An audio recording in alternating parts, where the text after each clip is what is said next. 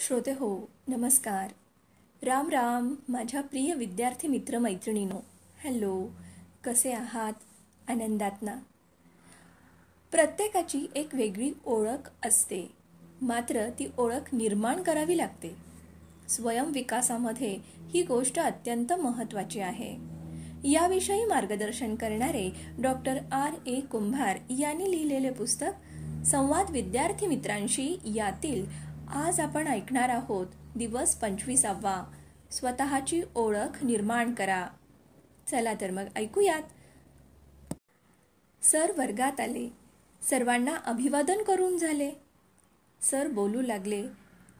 सरांनी प्रश्न विचारला, मुलांनो, तुम्हाला कोण कोण ओळखतं?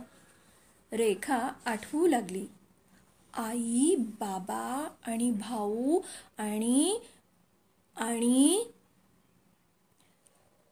आठवा आणि तुम्हाला ओळखणाऱ्यांची यादी करा. सरांनी मुलांना कामाला लावले. मुले नावे लिहू लागली. 5 मिनिटातच नावे लिहून झाली. सरांनी एकेकाला उठवून ती वाचायला लावली. बहुतेकांच्या यादीत आई, वडील, वर्गमित्रांची आणि शिक्षकांची नावे होती. दुसऱ्यांच्या यादीत आजी आजोबांचीही नावे होती. काहींच्या यादीत गावातील काही माणसांची नावे होती.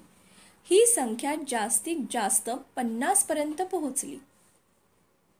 समजा सचिन तेंडुलकरला अशी यादी करायला सांगितली तर काय होईल?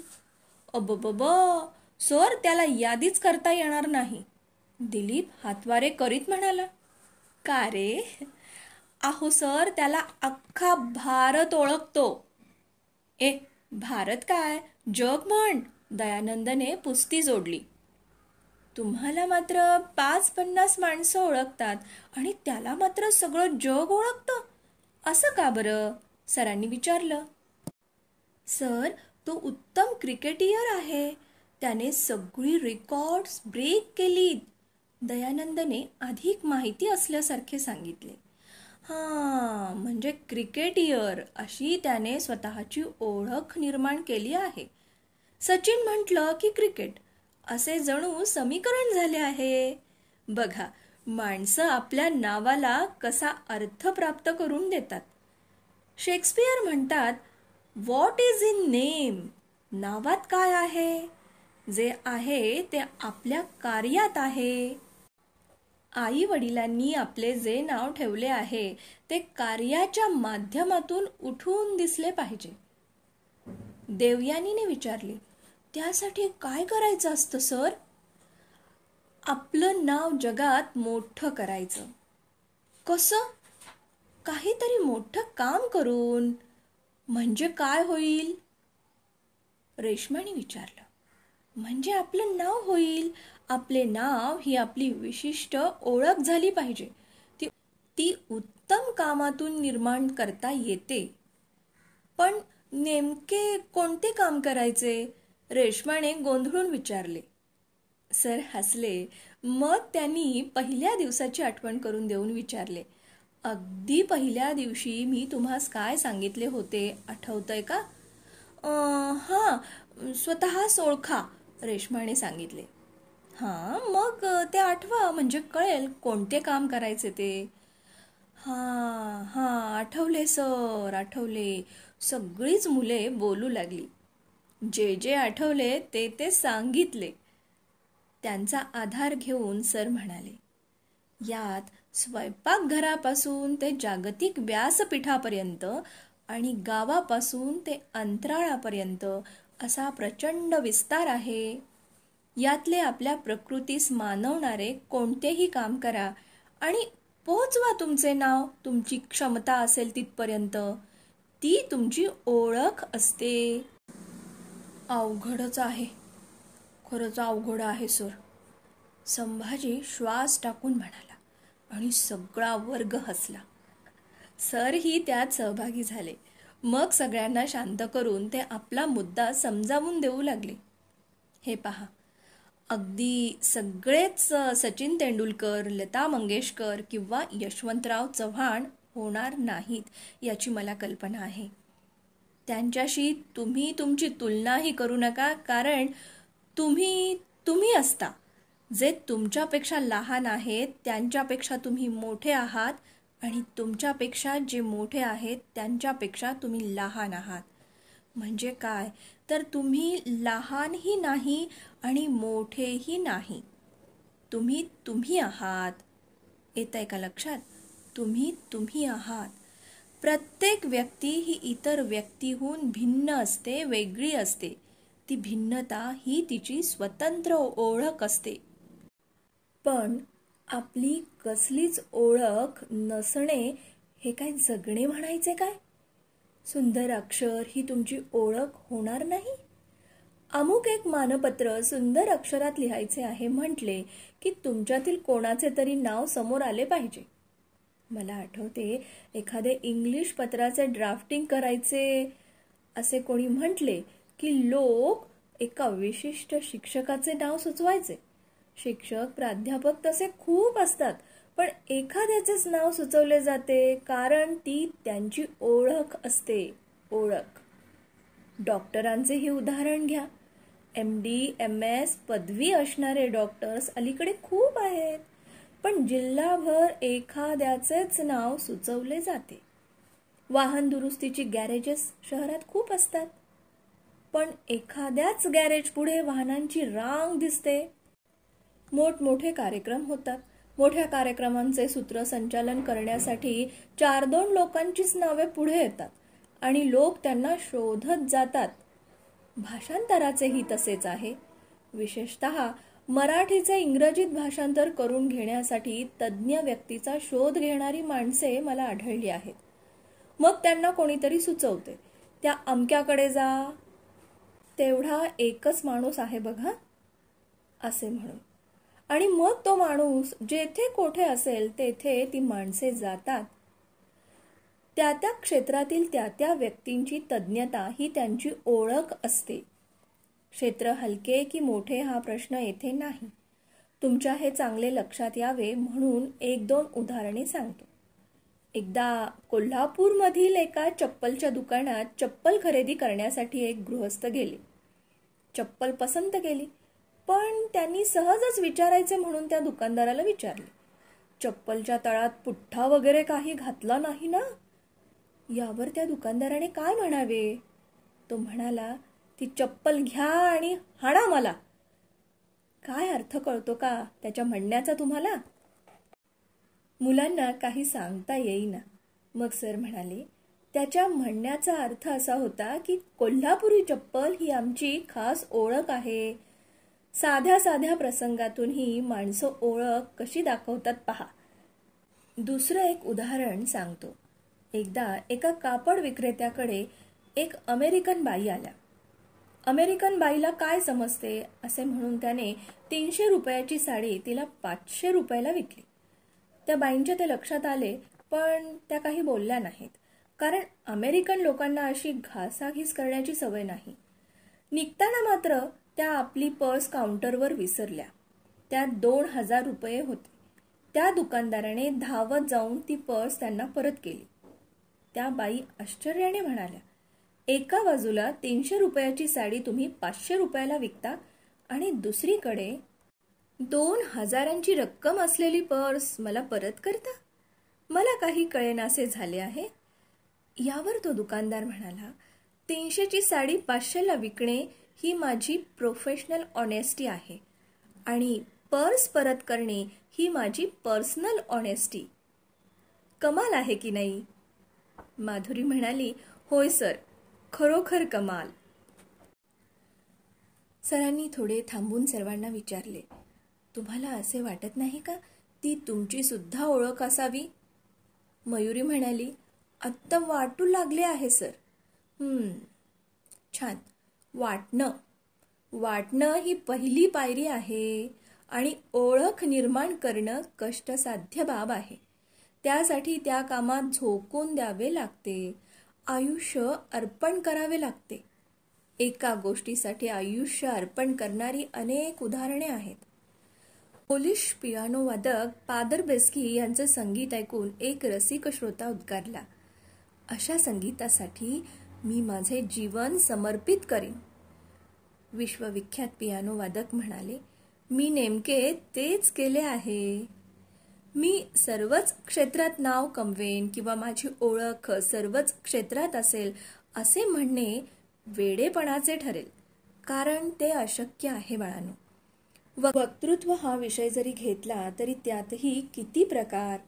स्वामी विवेकानंद ऐकावेत ते शिवाजीराव भोसले यांच्या तोंडून.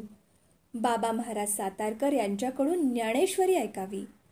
साक्षात छत्रपती शिवाजीराजे उभे करावेत ते बाबासाहेब पुरंदरे यांनी. साहित्याची उंची जाणून घ्यावी पु ल देशपांडे यांच्या व्याख्यानातून. आणि राजकारणातला संयम सांभाळावा तो यशवंतराव चव्हाण यांनी. उत्तरदायित्व स्वीकारण्याचे राजकारणातील आणखी एक उदाहरण तुम्हाला सांगतो. सन 1956 मध्ये दक्षिण भारतात अरियालूर या स्टेशनवर एक रेल्वे अपघात झाला. 144 जण मृत्युमुखी पडले. आपल्या कारकिर्दीत घडलेल्या दुर्घटनेची जबाबदारी स्वतःची असे मानून तत्कालीन रेल्वे मंत्री लाल बहादूर शास्त्री यांनी मंत्रीपदाचा राजीनामा दिला. त्या निर्णयापासून त्यांना परावृत्त करण्याचा प्रयत्न खुद्द पंतप्रधान नेहरूंनी केला, पण शास्त्रीजींचा निर्धार कायम राहिला आणि शास्त्रीजींची राजकारणात वेगळी ओळख निर्माण झाली. सर, आज काय हाकलून द्यायची वेळ आली तरी मंत्री आपली खुर्ची सोडत नाहीत, राजन म्हणाला. मुलांनी टाळ्या वाजवल्या आणि वर्गात एकच हास्यकल्लोळ झाला. थोडी शांतता पसरल्यानंतर सरांनी तोच मुद्दा पुढे चालू केला. वक्तृत्वातीलही विशिष्ट अशी ओळख असते. विद्येच्या प्रांतातही अशी कितीतरी क्षेत्रे आहेत की ज्यात काही मंडळींनी आपली ओळख निर्माण केली आहे. अमुक एका विषयावर व्याख्यान देण्यासाठी कोणा एका तज्ज्ञ व्यक्तीस बोलवायचे असेल तर एखाद दुसऱ्या प्राध्यापकाचेच नाव पुढे येते. अशा व्यक्तींना ठिकठिकाणाहून मागणी येते, अगदी परदेशातही. कारण काय तर त्या क्षेत्रात या व्यक्तींनी आपली तज्ञता, व्यासंग आणि कौशल्य सिद्ध केलेले असते. तुम्हालाही असे स्वतःला सिद्ध करता येऊ शकते. हे अवघड आहे काय? सर्व वर्ग शांत, अगदी शांत. आपण खूपच अवघड वाटणारे बोलतोय असे सरांना वाटले. मग त्यांनी थोडा समजावण्याचा पवित्रा घेतला. पहा, आयुष्य एकदाच मिळते बाळांनो. संपूर्ण आयुष्यात आपली कसलीच ओळख नसेल तर आयुष्य व्यर्थ गेले असे समजावे. 2 वेळचे जेवण, कपडे, मौज मजा, फिरणे म्हणजे आयुष्य नव्हे. अशी माणसे जगात आली काय आणि गेली काय? कोणाला त्याचे काही वाटत नाही. समाजात त्यामुळे काहीही फरक पडत नाही. आपल्या असण्याने किंवा नसण्याने समाजात काहीतरी फरक पडतो असे घडले तर आपण जगलो किंवा जगतो आहोत असे म्हणता येईल. वैयक्तिक ओळख निर्माण करताना त्याचा समाजालाही फायदा होतो. समाजाचे त्यातून मनोरंजन आणि प्रबोधन होते. सिनेमा, नाटक, संगीत, गायन या क्षेत्रातील कलावंतांनी समाजाचे मनोरंजन केले. वक्त्यांनी आणि तज्ज्ञांनी प्रबोधन केले तर तंत्रज्ञ आणि शास्त्रज्ञांनी आपणास अनेक सुखसोयी उपलब्ध करून दिल्या. म्हणजे त्यांनी आपल्या आवडीच्या क्षेत्रात आपली ओळख निर्माण केली. ती आपल्या दृष्टीने अशी फायद्याची ठरली.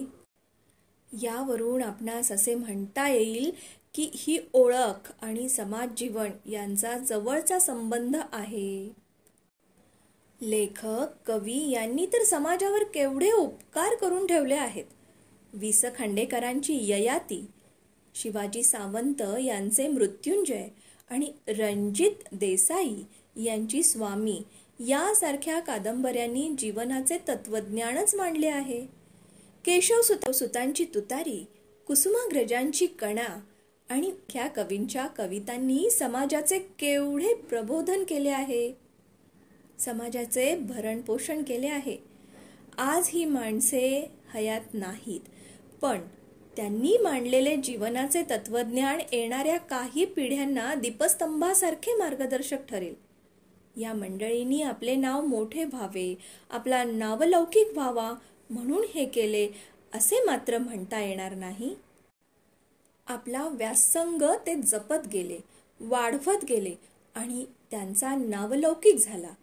पण त्यासाठी त्यांनी जे केले ते समजून घेणे मात्र आपल्या दृष्टीने अतिशय महत्त्वाचे आहे. मागे मी आपणास हेही सांगितले होते की कुछ पाने के लिए. सगळ्यांचा आवाज एकदम आला. कुछ खोना पडता है. मुलांनो, डॉक्टर APJ अब्दुल कलाम यांचे उदाहरण मी तुम्हाला नेहमीच सांगतो आहे. जेवढी शास्त्रज्ञ आणि राष्ट्रपती म्हणून त्यांची ओळख आहे तेवढीच साधेपणा ही देखील त्यांची ओळख आहे. त्यांनीच सांगितलेली एक आठवण तुम्हाला येथे सांगतो. एकदा पंतप्रधानांनी त्यांना खास सत्कारासाठी निमंत्रित केले होते. APJ त्यांच्या साध्या वेशात होते. पायात नेहमीच्या चपला होत्या. पंतप्रधानांच्या भेटीला जायचे तर रीतिरिवाजात बसणारा पोशाख त्यांच्याकडे नव्हता. त्यांनी प्रोफेसर धवन यांना त्यांची अडचण सांगितली. ते प्रोफेसर धवन म्हणाले, काही काळजी करू नका. तुमच्या उज्ज्वल यशाचे सुरेख कपडे तुमच्या अंगावर आहेत. याचा अर्थ काय मुलांनो? पोशाख ही व्यक्तीची ओळख नसते तर कार्य ही तिची ओळख असते. नेहमीप्रमाणेच कस्तुरीने उत्तर दिले. सरांना खूप आनंद झाला आणि त्यांनी स्वतःच टाळ्या वाजवून तिचे अभिनंदन केले. मुलांनीही मग टाळ्या वाजवल्या, तिचं कौतुक केलं. तर मुलांनो, स्वतःची वेगळी ओळख निर्माण करण्यासाठी एखाद्या कार्यात वाहून घ्यावे लागते. याला शॉर्टकट नसतो बरं. अनुकरणही नसते. तर स्वतःची वेगळी शैली निर्माण करायची असते. वेगळा विचार मांडायचा असतो. वेगळे काम उभारायचे असते. बर्नार्ड शॉ म्हणतात, सर्व शहाणी सुरती माणसे जगरहाटीशी जुळवून घेतात. काही चाकोरी बाहेरची व्यक्तिमत्वे जगरहाटीलाच आपल्याशी जुळवून घ्यायला भाग पाडतात. जगामध्ये जी प्रगती झालेली आहे ती अशा चाकोरी बाहेरच्या माणसांकडून, त्यांच्या सदैव नाविन्याच्या शोधात असलेल्या व्यक्तीकडून झालेली आहे. पण मुलांनो, यासाठी अपार मेहनतीची गरज असते. हौस मौजेला फाटा द्यावा लागतो. आपल्या व्यवसायात स्वतःला गाडून घ्यावे लागते. यात माणसे तुटण्याचा संभव असतो, पण त्याला इलाज नसतो. परंतु एक दिवस असा येतो की तुम्ही म्हणजे तुम्हीच असता. यात संघर्ष अटळ असतो, पण संघर्षाशिवाय सुरवंटाचे फुलपाखरू कसे होणार? मनीषाने विचारले, सर, सुरवंटाचे फुलपाखरू कसे होते हो? ती एक जीवशास्त्रीय प्रक्रिया आहे. सुरवंट आपल्या अंगावरील केस काढून अंगाभोवती कोश तयार करतो. आत त्याची अळी बनते. अळी जसजशी मोठी होऊ लागते तशी ती कोश फोडून बाहेर येण्याचा प्रयत्न करते. तोपर्यंत तिचे रूपांतर एका फुलपाखरात झालेले असते. कोश फोडून जेव्हा फुलपाखरू बाहेर येते ना, तेव्हा ते खूप मोहक स्वरूपात दिसू लागते. यालाच म्हणतात सुरवंटाचे फुलपाखरू होणे. पण संघर्ष आहे ना? हो सर, हो. मनीषा बरोबर सर्वांनीच माना डोलावल्या. फुलपाखरे सगळी सारखी नसतात. विविध रंगांची, विविध आकारांची असतात ती. तुम्ही अशा फुलपाखरासारखे व्हावे, अगदी तयार व्हावे. सामाजिक जीवनात तुमची वेगळी ओळख तयार व्हावी, यासाठी आत्तापासून तुम्ही आपल्या आवडीचे कार्यक्षेत्र निवडून त्यात प्रगती करा बाळांनो. स्वतःचा विकास करा. कराल ना? हो. सर्वांचा अगदी एकमुखी प्रतिसाद आला. विद्यार्थी मित्रांनो, आपल्या लक्षात आलंच आहे, कुछ पाने के लिए कुछ खोना पडता है. हो ना? स्वतःची ओळख निर्माण करायची तर ती अशीच होणार आहे का? नाही. सुरवंटाचे फुलपाखरू कसे होते ते तुम्ही ऐकलत. कोशातून बाहेर येताना सुरवंटाला मेहनत करावी लागते, कष्ट करावे लागतात. त्यानंतरच त्याचे सुंदर फुलपाखरामध्ये रूपांतर झालेले आपण पाहतो आणि आनंदी होतो. मित्रांनो, आपल्या आवडीप्रमाणे, आपल्या शक्तीप्रमाणे आपल्याला वेगळ्या वाटा शोधाव्या लागणार आहेत आणि त्यासाठी आपल्या हौस मौजेला, मजा मजेला आपल्याला फाटा द्यावा लागणार आहे. आपण निवडलेल्या आपल्या आवडीच्या क्षेत्रामध्ये स्वतःला मेहनतीने पुढे घेऊन जावे लागणार आहे. त्यासाठी कष्ट करावे लागणार आहेत. या गोष्टी आता तुम्हाला चांगल्याच लक्षात आलेल्या आहेत. झकपक पोशाखाने ओळख होत नसते हेही तुम्हाला लक्षात आले तर आपलं कार्य बोलत असते आणि आपल्या कार्यानेच आपली ओळख व्हावी यासाठी तुम्ही प्रयत्न करणार आहात यावर आमचा पूर्ण विश्वास आहे. Wish you all the best. असं म्हटलं जातं, खुदी को कर बुलंद इतना, खुदी को कर कि तकदीर से पहले खुदा बंदे से खुद पूछे बता तेरी रजा क्या है. मात्र यामध्ये एक गोष्ट आपण कायम लक्षात ठेवली पाहिजे. एका रात्रीत ही ओळख निर्माण होत नसते. त्यासाठी मेहनत आवश्यक असते. कष्टाला पर्याय नाही आणि त्यामुळे कष्टाने तुम्ही असाध्य वाटणारे यश, ओळख ही साध्य करू शकता यावर नक्की विश्वास ठेवाल. विद्यार्थी मित्रांनो, डॉक्टर R.A. कुंभार यांनी लिहिलेले पुस्तक संवाद विद्यार्थी मित्रांशी यातील आज आपण ऐकला दिवस 25वा स्वतःची ओळख निर्माण करा. आपल्यासाठी सादर केला आपल्या अर्चनाताईने म्हणजेच अर्चना अभिजित भांडारकर. उद्या आपण भेटणार आहोत एक नवीन विचार घेऊन. तोपर्यंत स्वतःची काळजी घ्याल. धन्यवाद. जोडो भारत, वंदे भारत.